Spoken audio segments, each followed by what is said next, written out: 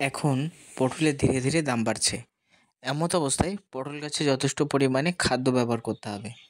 অনেক চাষি আছি অনেক রকম খাদ্য কিন্তু ব্যবহার করছে, কিন্তু এই টাইমে এমন কয়েকটা খাদ্য রয়েছে, যদি আপনি ব্যবহার করতে পারেন তাহলে খুব দ্রুত আপনার গাছের গতি বৃদ্ধি হবে এবং সেখান থেকে আপনি প্রচুর পরিমাণে পটল পাবেন এবং গাছের ডোগ প্রচুর পরিমাণে উঠবে।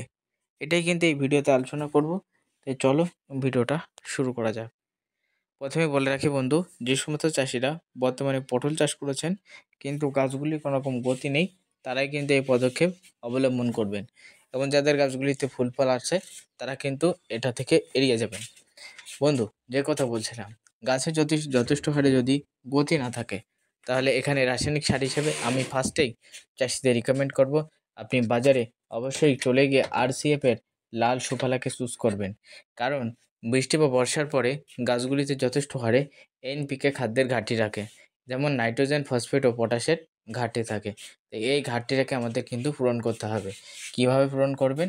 যথেষ্ট হারে RCF এর লাল সুফলা এখানে ব্যবহার করে এটা পূরণ করবেন।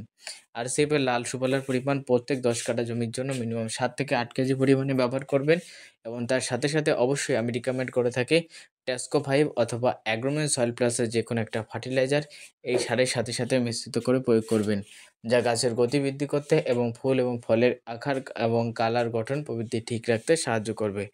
তাই এমত অবস্থায় কোন রাসায়নিক সার আপনি ব্যবহার করবেন, কি করবেন, তা মাত্র 2 মিনিটের ভিডিওতে আমি জানিয়ে দিলাম। তাই ভিডিও ভালো লাগলে প্রত্যেকে লাইক করো, চ্যানেলে নতুন হলে সাবস্ক্রাইব করো, ভিডিওটা শেয়ার করে অন্য চাষী দেখার সুযোগ করে দিও। আজকের ভিডিও এখানে শেষ করছি। প্রত্যেকে ভালো থাকবেন, সুস্থ থাকবেন।